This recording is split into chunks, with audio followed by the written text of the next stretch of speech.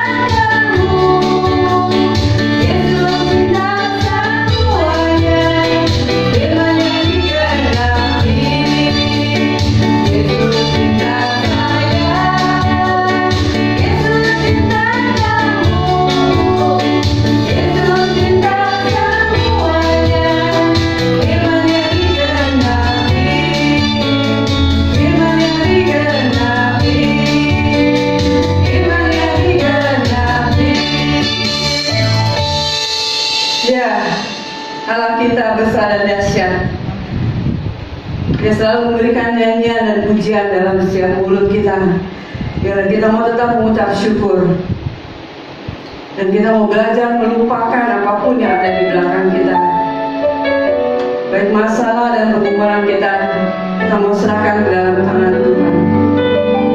Mari kita mau siapkan hati kita untuk menerima berkat firman Tuhan yang akan disampaikan oleh hambanya.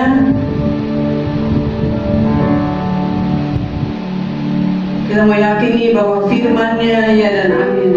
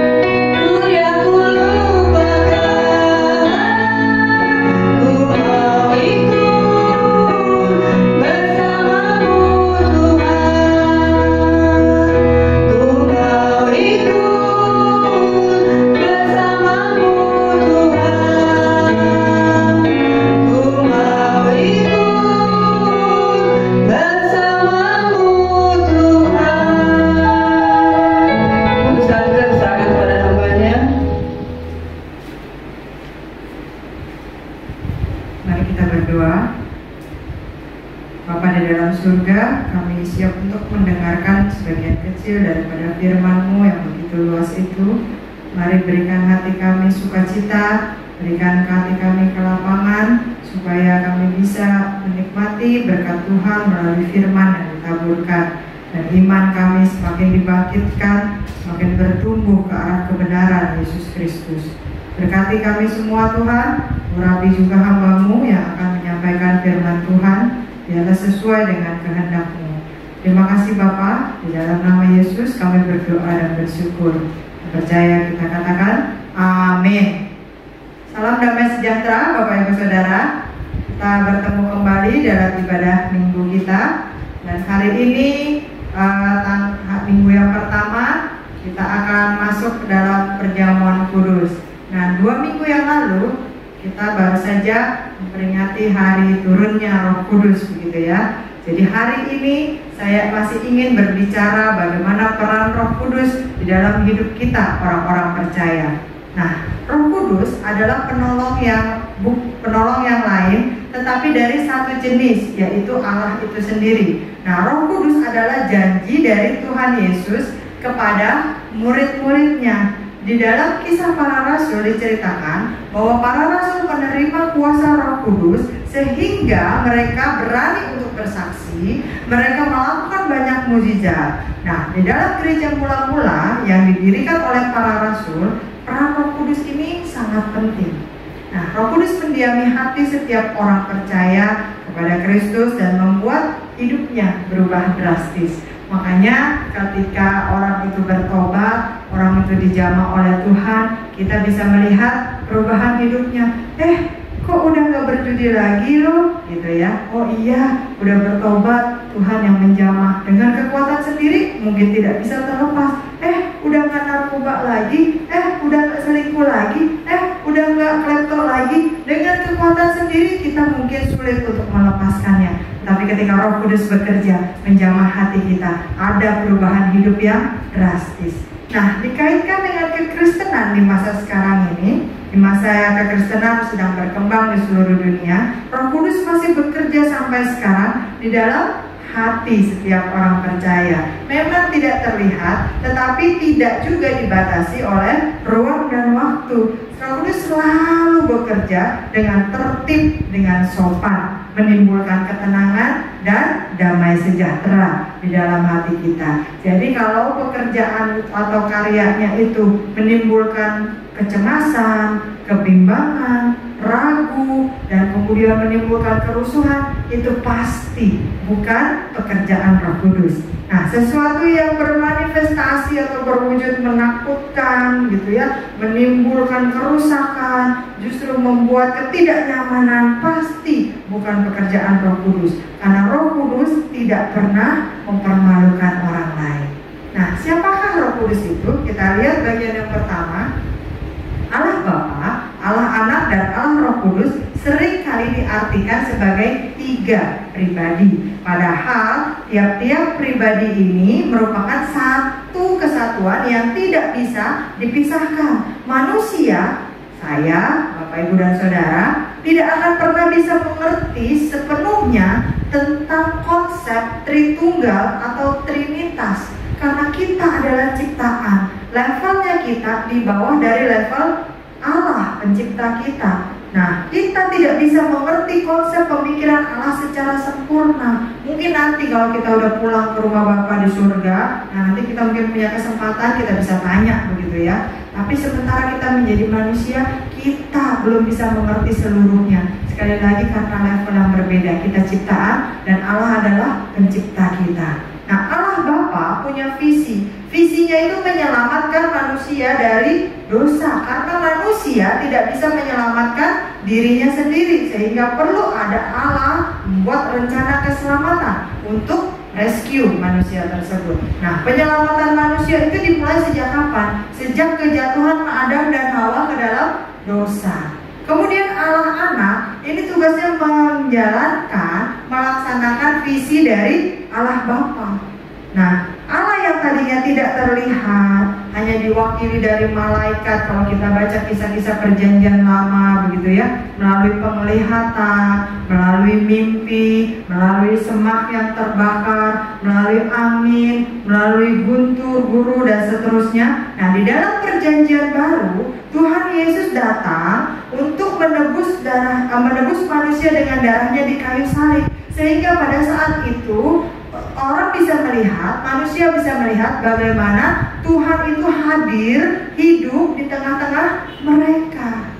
Yang sebelumnya begitu menakutkan dan tidak terbayangkan, hadir justru di tengah-tengah mereka, bisa merasakan apa yang mereka rasakan. Karena pada waktu itu Yesus adalah 100% Allah dan 100% manusia. Bisa merasa lapar seperti kita, bisa merasa capek seperti kita, bisa merasa haus, bisa merasa ngantuk. Tetapi dia juga tetap punya kuasa untuk melakukan mukjizat-mukjizatnya. Nah, Allah Roh Kudus ini pekerjaannya atau tugasnya adalah meneruskan visi atau rencana dari Allah Bapa.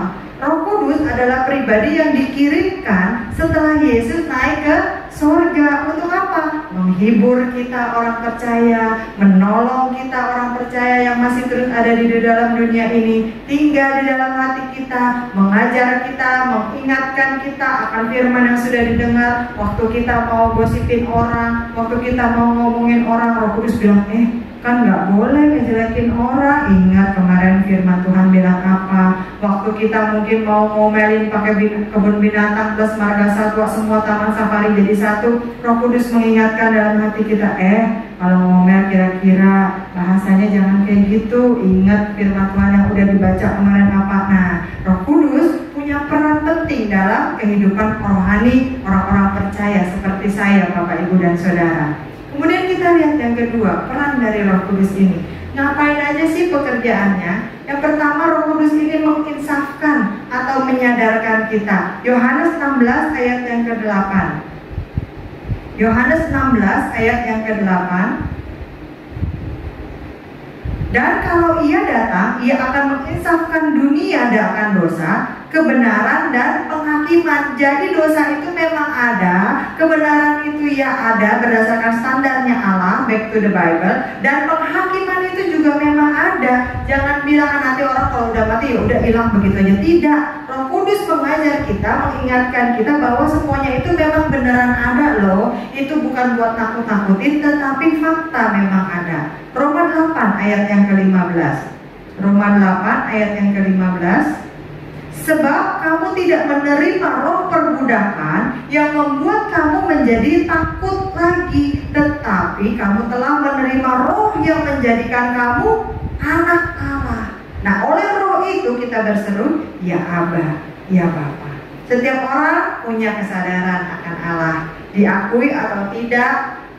Roh Kudus mengajarkan kebenaran Allah dalam pikiran manusia, meyakinkan kita melalui argumen-argumen yang berdasar dan beralasan bahwa kita adalah orang-orang yang berdosa. Nah, ketika kita diselamatkan dan kita menjadi milik Allah, Roh Kudus itu tinggal diam di dalam hati kita untuk selama-lamanya. Mau ngapain? Memateraikan kita, meneguhkan kita, mengesahkan kita, menjamin status kita permanen sebagai anak Allah, tidak bisa dirubah lagi. Tidak ada yang bisa mengubah atau memisahkan kita dari kasih Allah. Itu tugasnya Roh Kudus. Yang kedua, Roh Kudus itu membuat kita mengerti kebenaran. Nah, kehadiran Roh Kudus memungkinkan kita untuk bisa memahami atau menafsirkan firman Tuhan. Yohanes 16 ayat yang ke-13. Yohanes 16 ayat yang ke-13. Tetapi apabila ia datang, yaitu roh kebenaran, namanya aja udah roh kebenaran, ia akan memimpin kamu ke dalam seluruh kebenaran, sebab ia tidak akan berkata-kata dari dirinya sendiri, tetapi segala sesuatu yang didengarnya itulah yang akan dikatakannya, dan ia akan memberitakan kepadamu hal-hal yang akan datang. Nah, Roh Kudus memberi pencerahan dalam pikiran kita untuk mengerti firman Tuhan. Makanya kadang-kadang orang bilang gini, nggak mau baca Alkitab, orang nggak ngerti. Tapi seringkali kita didorong oleh teman-teman seiman kita, baca aja dulu, nanti Roh Kudus yang akan kasih pengertian. Nah, seringkali juga para hamba-hamba Tuhan sebelum mempersiapkan firman Tuhan, kita berdoa, kita minta Tuhan berikan hikmat, kita minta Tuhan berbicara, sehingga apa? Alkitab ini bisa menjadi rema bagi kita. Mungkin ayat itu udah berulang kali kita dengar, mungkin ayat khotbah itu udah berulang kali dikhotbahkan kepada kita, tapi kok kali ini rasanya kena banget ya. Nah, itulah pekerjaan dari Roh Kudus. Kok dulu baca ini nggak ngerti ya, kok sekarang saya ngerti, oh maksudnya begini. Itu pekerjaan Roh Kudus, supaya kita bisa mengerti, kita bisa memahami. Nah, Roh Kudus sendiri ini disebut roh kebenaran, tadi udah kita baca. Kalau namanya udah roh kebenaran, maka dia akan membawa orang-orang percaya itu kepada kebenaran sejati, bukan kepada kebenaran palsu. Kebenaran sejati itu yang mana? Kebenaran berdasarkan standar Allah, bukan standar kita, karena standar kita bisa subjektif, standar dunia bisa berubah, tetapi standar Allah itu tidak pernah berubah dan selalu yang paling benar. Bukan hanya untuk menyatakan kebenaran, tetapi juga membenarkan orang-orang yang percaya kepada Kristus. Bukan sekedar ngasih lihat kita, ini yang benar ya, ini yang salah ya, ini yang boleh ya, ini yang enggak ya, tetapi kita juga disucikan, kita juga dibenarkan karena menjadi anak-anak Allah. Nah, banyak orang percaya yang terus mencari kebenaran firman Tuhan.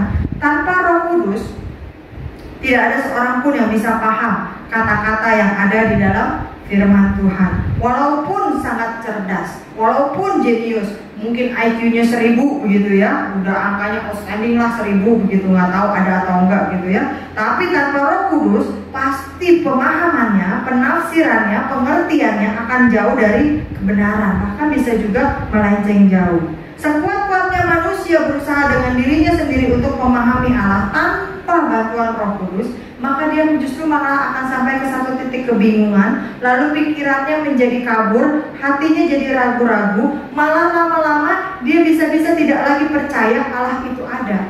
Salah satu contohnya adalah Charles Templeton, atau lebih dikenal dengan Chuck Templeton.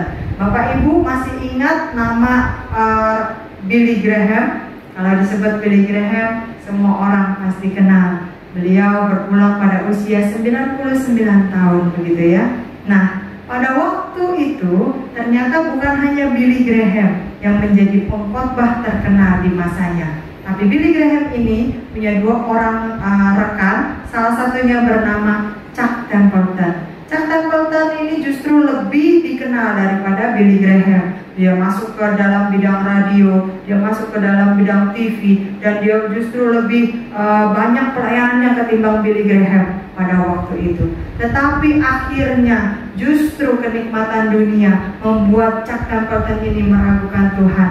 Di akhir-akhirnya dia meninggalkan Tuhan, bahkan dia membuat sebuah buku, Farewell to God, dan dia menjadi seorang ateis. Tadinya adalah pengkhotbah luar biasa, pengkhotbah internasional, KKR di mana-mana dengan jumlah pendengar, jumlah jemaat yang luar biasa. Tetapi karena tidak mengikuti Roh Kudus, tanpa Roh Kudus, sampai akhirnya menjadi pikirannya kabur, hatinya ragu-ragu, dan bahkan berubah menjadi seorang ateis. Ketika mata rohani seseorang dicelikkan oleh Roh Kudus, maka ia bisa mengerti tentang kebenaran-kebenaran tersembunyi yang mungkin selama ini dia nggak tahu. Baca Alkitab ya baca aja, dengar khotbah ya dengar khotbah aja. Satu kali plak, kok bisa ngerti ya? Oh, itu maksudnya Tuhan. Oh, itu maksud ayatnya. Oh, itu ya yang Tuhan ajarkan dalam hidup saya. Nah, seseorang bisa mengerti sebuah kitab dengan lebih mudah jika ada penulis yang menulis kitab itu ada di sampingnya. Untuk apa? Menerangkan tulisan tersebut. Nah, ketika manusia ada di dalam pimpinan Roh Kudus, maka pikirannya akan dibukakan dan diarahkan oleh Roh Kudus. Roh Kudus adalah penuntun utama. Kalau penuntun biasanya jalannya di depan, dia untuk mengarahkan. Dia memimpin arah mana yang mesti dilewati. Kiri, kanan, depan, belakang. Dia menyingkirkan segala rintangan yang ada. Dia membukakan pengertian, dan dia memberikan pewahyuan sehingga segala sesuatu menjadi lebih jelas bagi kita. Tanpa tuntunan Roh Kudus, kita pasti akan jatuh dalam kesalahan. Roh Kudus yang mengingatkan semua manusia tentang ajaran Kristus. Bapak Ibu Saudara pernah nggak ngalamin, oh iya tuh keingat ayat itu tuh ya, oh iya tuh benar. Nah, itu pekerjaan Roh Kudus. Waktu kita lagi sedih, terus kita keingat ada lagu pujian yang dinaikkan, lalu kita ikut menyanyi di dalam hati atau kita nyanyi sendiri di rumah, itu pekerjaan Roh Kudus. Waktu kita mau melakukan sesuatu kesalahan dan tiba-tiba kemudian ada yang mengingatkan, misalnya kunci rumah ketinggalan, kita udah mau keluar, kunci ketinggalan. Nah, itu pekerjaan Roh Kudus. Waktu kita di gereja mungkin kita masih bisa kumpul ibadah dan kita tidak kusuk dalam beribadah, kita tidak hormat, kita terganggu dengan hal yang lain. Kemudian ibadah tuh harus kusuk, harus konsentrasi, harus fokus biar dapat berkatnya. Itu pekerjaan Roh Kudus. Nah, Roh Kudus mengingatkan manusia tentang semua ajaran Kristus. Kita lihat Yohanes 15 ayat yang ke-26. Yohanes 15 ayat yang ke-26. Jikalau penghibur yang akan kuutus dari Bapa datang, yaitu Roh kebenaran yang keluar dari Bapa, ia akan bersaksi tentang aku. Jadi yang diomongin semuanya tentang Kristus. 1 Korintus 12 ayat yang ke-3. 1 Korintus 12 ayat yang ke-3.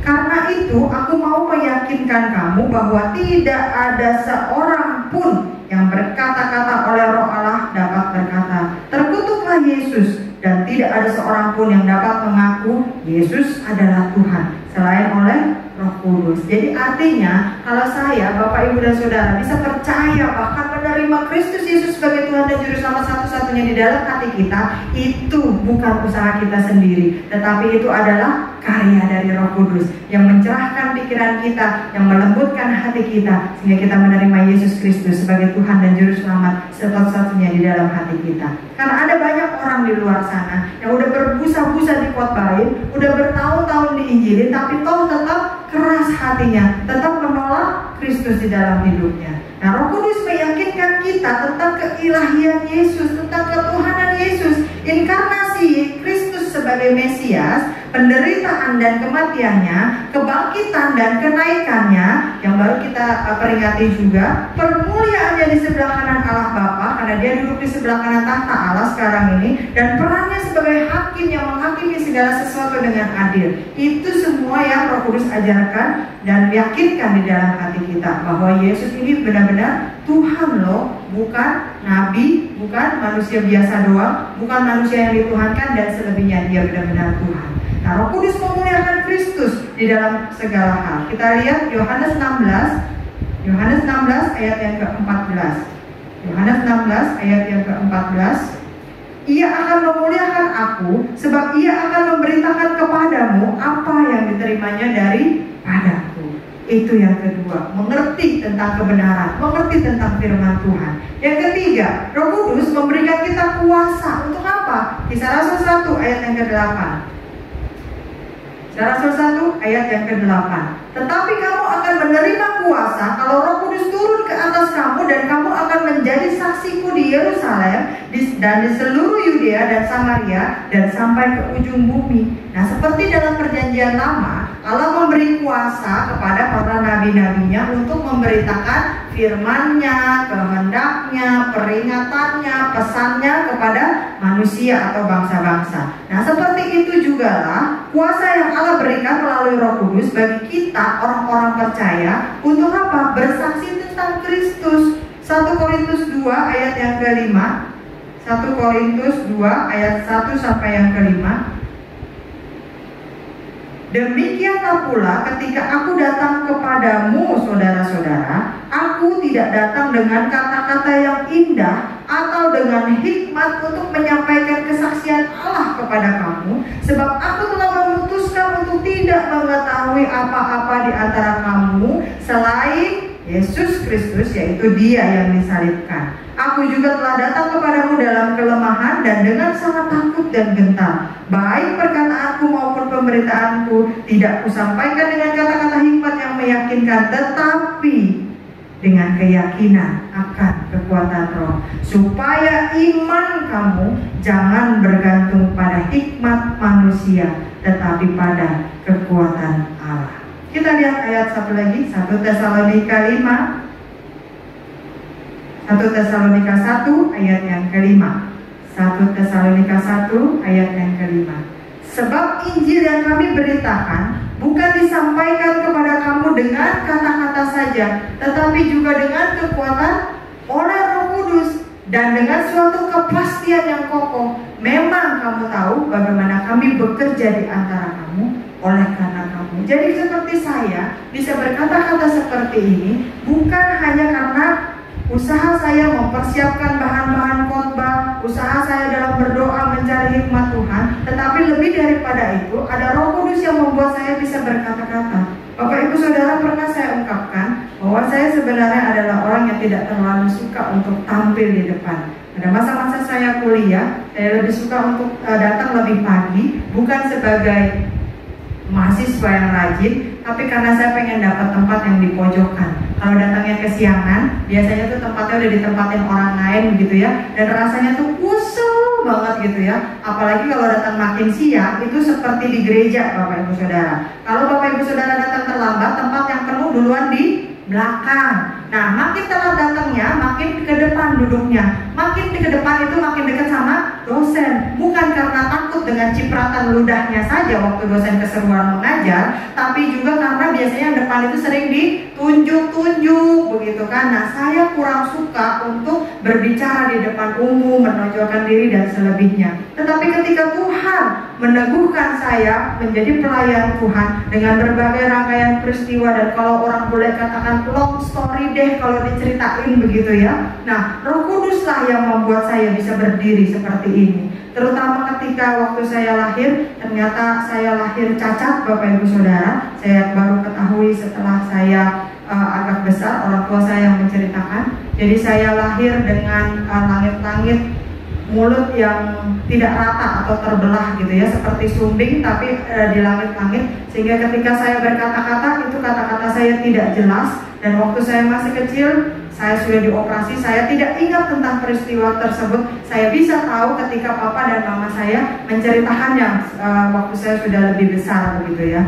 Nah, artinya ketika saya bisa berkata-kata seperti ini, mengabarkan firman Tuhan, meyakinkan Bapak Ibu Saudara, bahkan bersaksi tentang Kristus dan Injil kebenarannya, itu sama sekali bukan hanya karena usaha saya, ditimbang dari pengalaman saya lahir dengan cacat dan dioperasi sehingga saya bisa berbicara dengan normal, dan kemudian ke sifat saya yang pinginnya di belakang. Kalau saya bisa tampil, itu karena Roh Kudus yang memimpin dan memberikan kuasa kepada saya. Banyak orang berkata begini, kok beda ya waktu di mimbar sama udah turun? Kalau udah turun kayaknya lebih pendiam daripada di mimbar.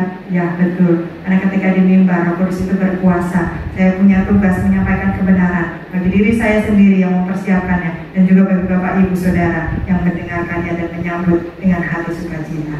Nah, dalam pemberitaan Injil atau bersaksi, sebenarnya kita sedang berperang dengan roh-roh jahat seperti sekarang ini. Makanya tadi kita berdoa di awal sebelum firman Tuhan, kita berdoa supaya benih firman Tuhan itu yang jatuh di tanah hati yang subur dan tidak dicuri oleh si iblis. Setelah firman Tuhan ini, kita juga akan berdoa lagi supaya firman Tuhan itu diteguhkan dan tetap bisa bertumbuh di dalam hati kita. Sebagai manusia yang terbatas, kita pasti gak bisa mengalahkan si iblis. Kalau sendiri pasti gagal.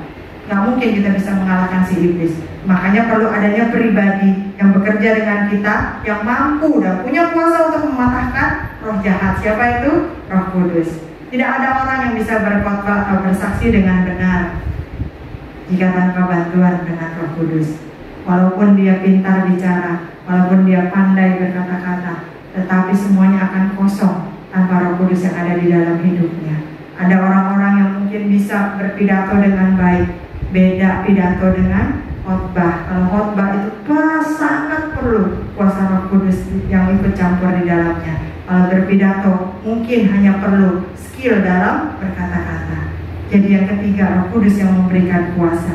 Yang keempat, memberikan pertolongan. Yohanes 14 ayat yang ke-16 sampai yang ke-17. Yohanes 14 ayat 16 sampai 17. Aku akan minta kepada Bapa, dan Ia akan memberikan kepadamu seorang penolong yang lain, supaya Ia menyertai kamu selama-lamanya, yaitu Roh kebenaran. Dunia tidak dapat menerima Dia, sebab dunia tidak dapat melihat Dia dan tidak mengenal Dia. Tetapi kamu mengenal Dia, sebab Ia menyertai kamu dan akan diam di dalam kamu. Nah, kata Yunani yang diterjemahkan sebagai penolong ini punya arti seseorang yang dipanggil berjalan bersama dan punya pengertian yang memberikan dorongan dan nasihat. Jadi bukan hanya berjalan bersama terus ngedumel, ngocehin, enggak, tapi memberikan dorongan, ayo terus semangat, ayo udah bener, ayo kamu bisa, dan memberikan nasihat-nasihat. Biasanya kalau kasih nasihat itu ya baik begitu ya. Nah, berdiam itu hubungannya dengan tinggalnya Roh Kudus secara permanen dalam hati orang percaya. Kita lihat Roma 8 ayat yang ke-9. Roma 8 ayat yang ke-9. Tetapi kamu tidak hidup dalam daging, melainkan dalam roh, jika memang roh Allah diam di dalam kamu. Tetapi jika orang tidak memiliki roh Kristus, ia bukan milik Kristus. Yesus memberikan Roh Kudus sebagai kompensasi, sebagai pengganti atas ketidakhadirannya. Untuk apa? Untuk tetap mendampingi kita. Ngapain mendampingi kita? Terus melakukan pekerjaannya, terus melakukan karyanya di dalam dunia ini. Seolah-olah dia pengen berkata begini, seandainya aku bisa tetap ada di antara kamu, seandainya aku bisa tetap tinggal di antara kamu. Nah, karena dia nggak bisa, dia harus kembali ke sorga untuk menyediakan tempat bagi kita, maka dia pikirinkan Roh Kudus untuk mendampingi kita, menggantikan kehadirannya. Seolah-olah dia ingin mengatakan begitu, menjadi roh penghibur, menjadi roh penolong di dalam hidup kita. Yang kelima, Bapak Ibu Saudara, Roh Kudus menghasilkan buah-buah roh. Yohanes 14 ayat yang ke-26. Yohanes 14 ayat yang ke-26. Tetapi penghibur, yaitu Roh Kudus, yang akan diutus oleh Bapa dalam namaku, dialah yang akan mengajarkan segala sesuatu kepadamu dan akan mengingatkan kamu akan semua yang telah kukatakan kepadamu. Nah, Roh Kudus juga berperan sebagai penghasil buah roh dalam kehidupan kita. Bapak Ibu masih ingat buah-buah roh itu apa? Lupa. Yuk kita lihat Galatia 5 ayat 22 sampai 23. Galatia 5 ayat 22 sampai 23. Tetapi buah roh ialah kasih, sukacita, damai sejahtera, kesabaran, kemurahan, kebaikan, kesetiaan, kelemah lembutan, dan penguasaan diri. Nah, ketika Roh Kudus diam dalam hati kita, dia mulai berkarya menghasilkan buah-buah roh ini dalam hati kita. Tanpa Roh Kudus tidak mungkin kita bisa menghasilkan hal seperti ini, karena kita manusia berdosa yang hidup di dalam darah dan daging yang berdosa ini.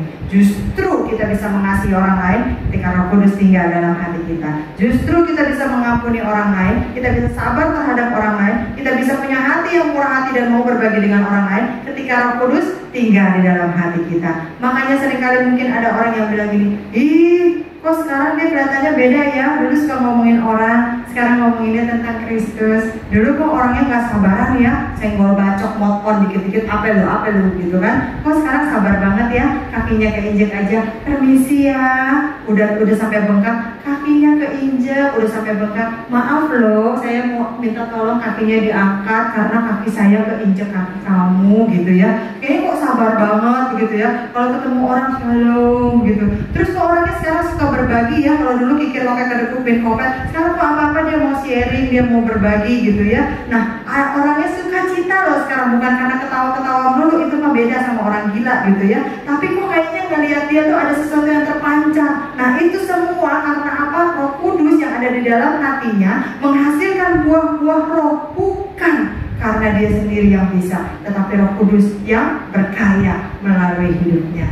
Nah, buah roh ini bukan hasil pekerjaan daging. Sekali lagi, secara manusia kita tidak mungkin bisa menghasilkan buah roh. Buah roh adalah ketika kita menyerahkan diri kepada Allah dan membiarkan hidup ini dipimpin oleh Roh Kudus. Roh Kudus menuntun kita sesuai dengan firman Tuhan, lalu memampukan kita untuk mengasihi, memampukan kita untuk tetap bersukacita di tengah kesulitan kita, dancing in the storm, memampukan kita untuk tetap punya damai sejahtera, memampukan kita untuk tetap sabar menanggung segala sesuatu, memampukan kita untuk punya hati yang murah hati, memampukan kita untuk tetap melakukan kebaikan walaupun sering dibohongi orang tapi tidak jemu-jemu, memampukan kita untuk tetap setia kepada pasangan kita, setia kepada Tuhan, setia kepada pelayanan, setia kepada gereja, dan selebihnya. Memampukan kita untuk menjadi orang yang lemah lembut, hatinya lembut ya, bukan lemah gemulai, itu beda ya Bapak Ibu Saudara. Memampukan kita untuk menjadi orang yang punya penguasaan diri, karena Amsal berkata orang yang bisa menguasai diri lebih hebat daripada seorang pahlawan yang memenangkan kota.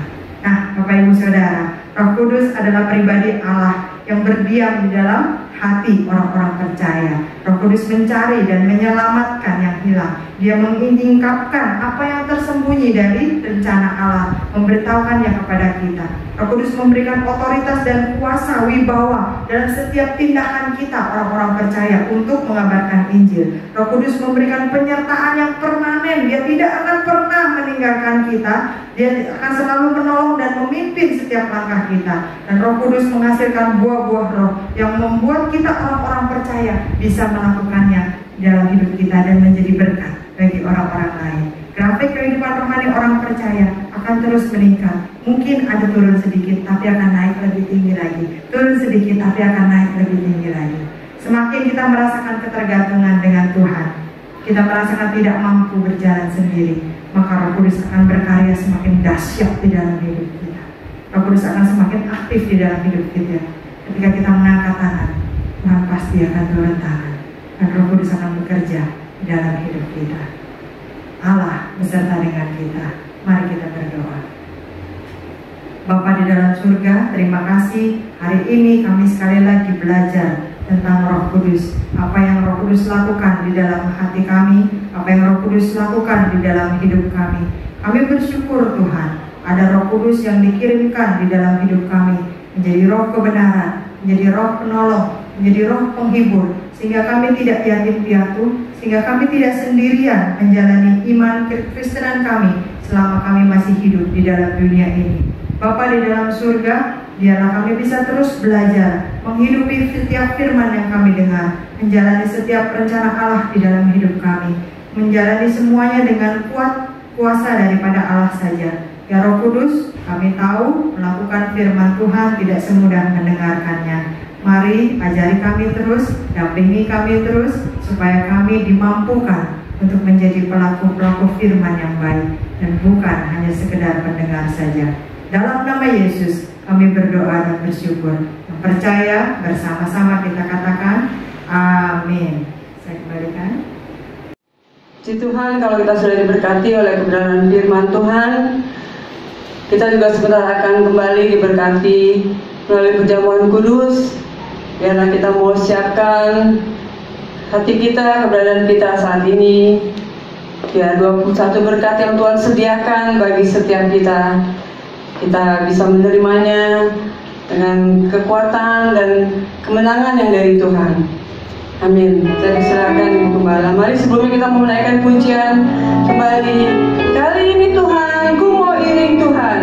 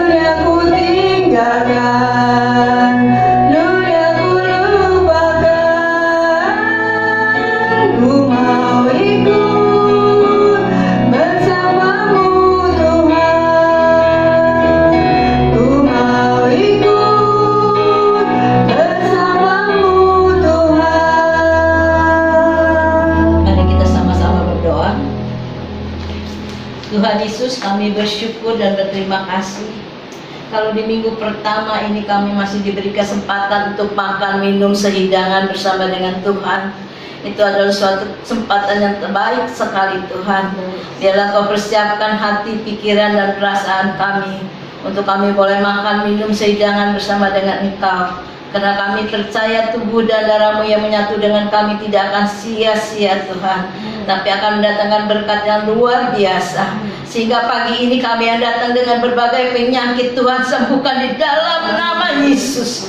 Kami yang datang dengan kelemahan, Tuhan yang memberikan kekuatan. Kalau hati kami sedih, hati kami susah, Engkau juga yang memberikan penghiburan, ya Roh Kudus. Terima kasih Tuhan untuk kematian-Mu di kayu salib, memberikan kami pengampunan, menyucikan kami, menguduskan kami, melayakkan kami untuk datang di dalam hadirat-Mu. Itu sebabnya kami bersyukur buat kesempatan yang indah ini Tuhan.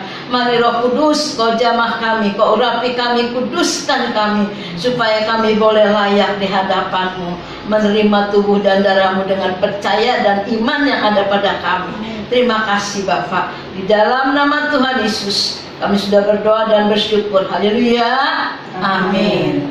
Saya akan bacakan firman Tuhan. Sebab apa yang telah kuteruskan kepadamu telah aku terima dari Tuhan, yaitu bahwa Tuhan Yesus pada malam waktu Ia diserahkan mengambil roti, dan sesudah itu Ia mengucap syukur atasnya. Ia memecah-mecahkannya dan berkata, inilah tubuhku yang diserahkan bagi kamu. Perbuatlah ini menjadi peringatan akan aku. Demikian juga Ia mengambil cawan. Sesudah makan Ia berkata, cawan ini adalah perjanjian baru yang dimateraikan oleh darahku. Perbuatlah ini setiap kali kamu meminumnya menjadi peringatan akan aku. Sebab setiap kali kamu makan roti ini dan minum cawan ini, kamu memberitakan kematian Tuhan sampai Ia datang.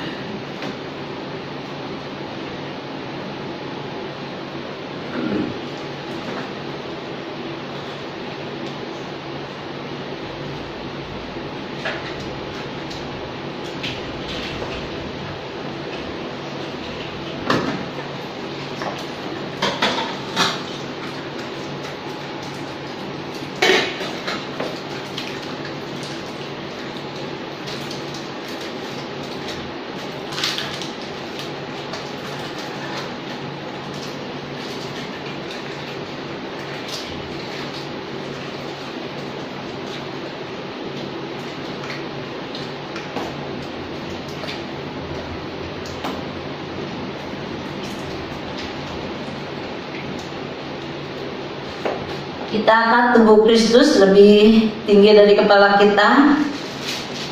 Dan ketika mereka sedang makan, Yesus mengambil roti, mengucap berkat, lalu memecah-mecahkannya, memberikannya kepada murid-muridnya dan berkata, ambillah, makanlah, inilah tubuhku. Kita makan bersama-sama di dalam nama Tuhan Yesus.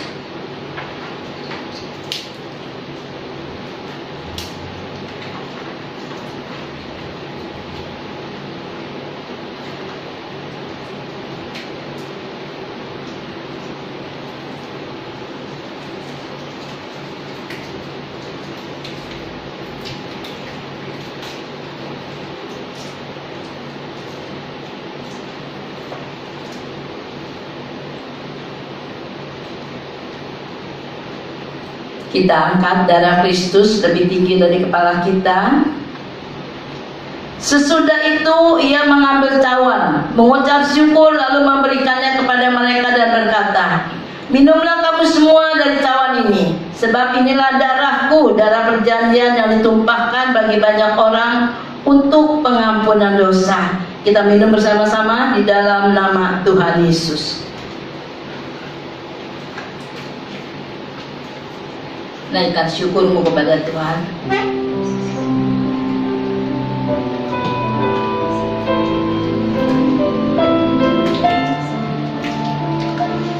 Hallelujah.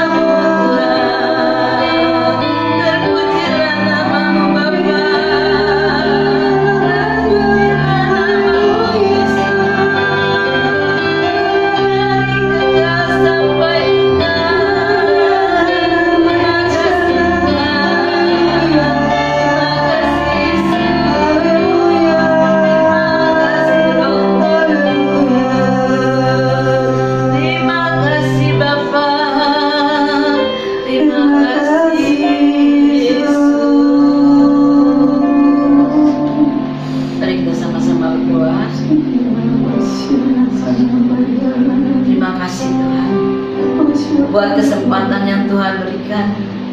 Kami percaya Tuhan, tubuh dan darah-Mu yang menyatu dengan kami. Terjadi mujizat di dalam kehidupan kami. Terjadi pertolongan di dalam kehidupan kami, Tuhan. Hingga kami yang sakit sudah Kau sembuhkan di dalam nama Yesus. Kami yang letih lesu sudah diberikan kelegaan oleh-Mu, Tuhan.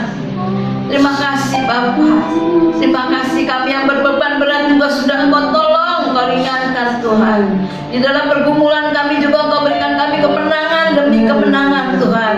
Karena Engkau Allah yang hidup, Allah yang ajaib, Allah yang sanggup menolong kami, Allah yang sanggup menyelamatkan kami Tuhan. Itu sebabnya kami bersyukur dan berterima kasih untuk segala sesuatu yang Tuhan sudah buat bagi kami Tuhan. Terima kasih Bapa.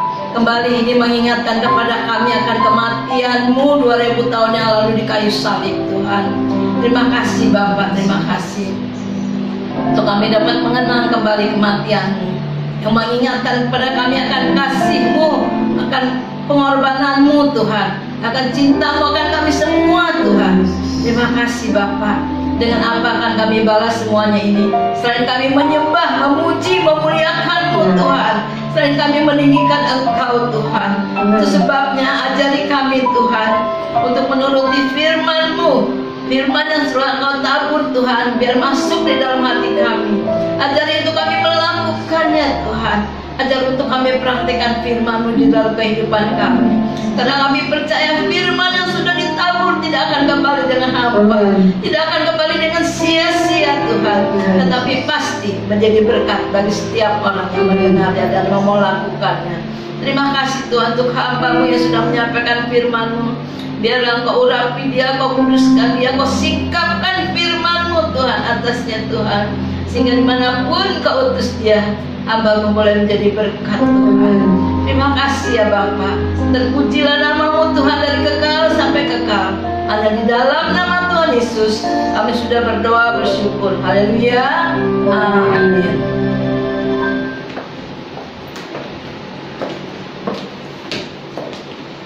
Puji Tuhan, kalau kita sudah diberkati oleh kebenaran firman Tuhan, dan kita boleh juga menikmati undangan perjamuan yang Tuhan sediakan bagi setiap kita.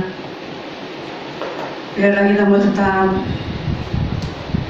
bersukacita, karena hanya di dalam Dia ada sukacita, di dalam Dia ada kemenangan, dan di dalam Dia ada kekuatan yang Tuhan mau berikan bagi setiap kita.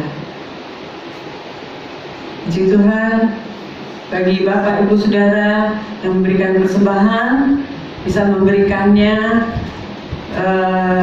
melalui transfer, melalui rekening yang tertera ada di layar sebelah kanan, dan Bapak Ibu bisa memberikannya dengan sukacita. Dan biarlah persembahan Bapak Ibu Saudara menjadi berkat, dan Tuhan Yesus yang memberkati. Amin.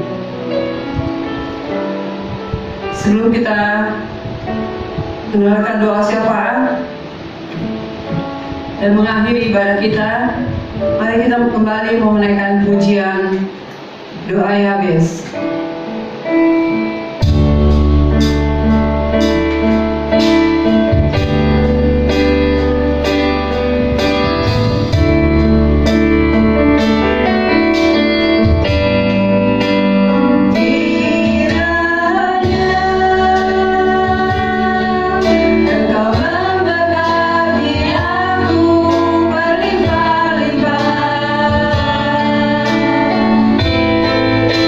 Tidak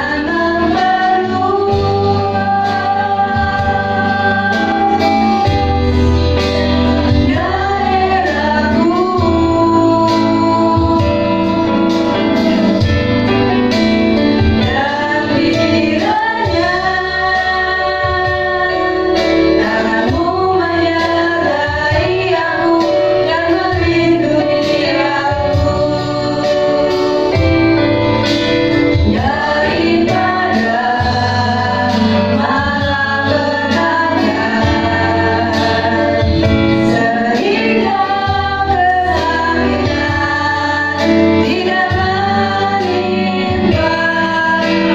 aku.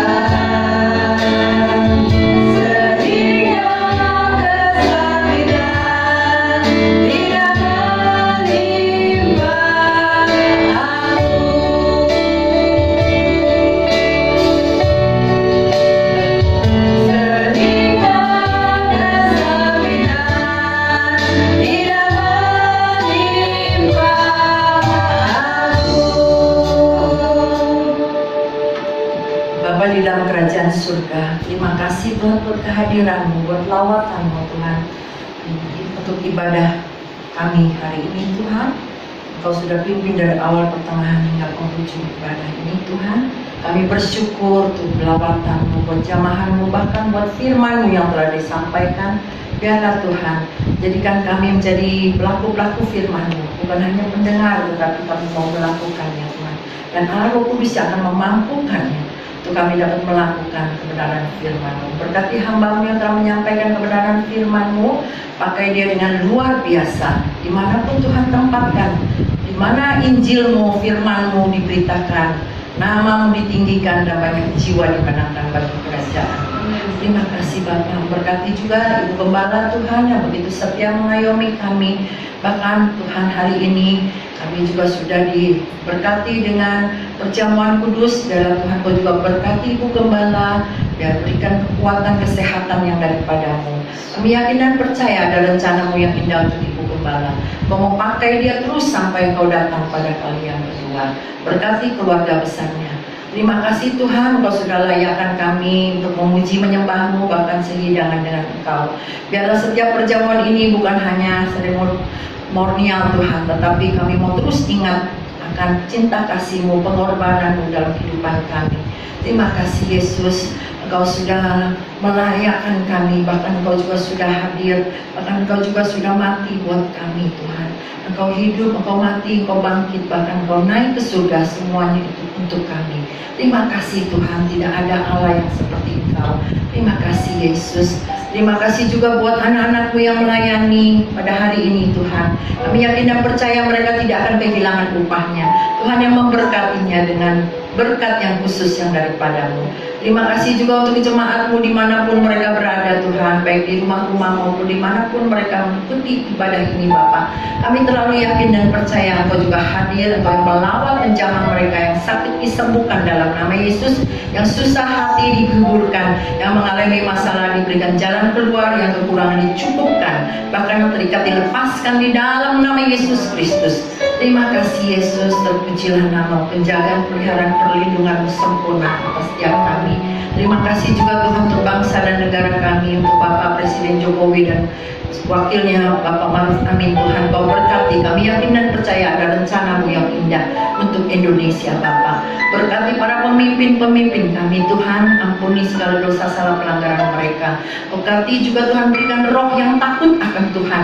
Kami yakin dan percaya Tuhan, Indonesia di hati-Mu, ada di mata-Mu, dan di perlindungan-Mu Tuhan. Terima kasih Yesus, terima kasih Tuhan. Segala hal yang ada terjadi Tuhan diizinkan untuk Indonesia, kami yakin dan percaya itu semua untuk kebaikan kami. Terima kasih Yesus, terpujilah nama-Mu. Segala pujian, hormat, kemuliaan kami kembalikan kepada-Mu. Hanya di dalam nama Yesus kami berdoa dan ucap syukur. Haleluya. Amin. Doa berkat saya serahkan kepada Ibu.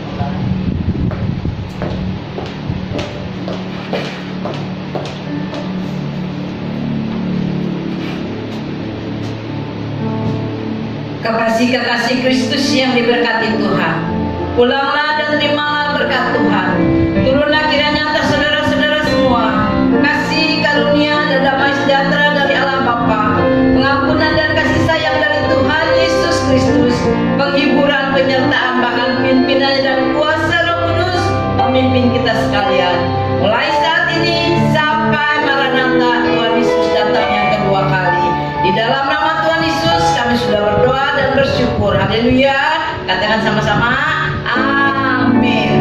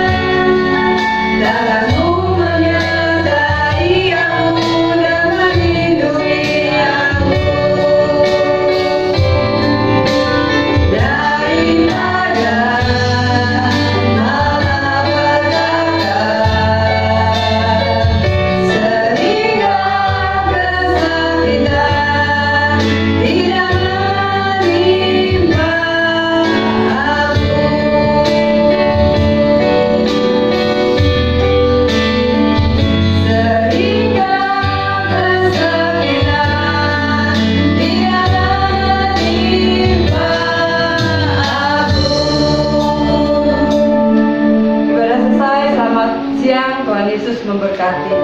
Selamat hari Minggu.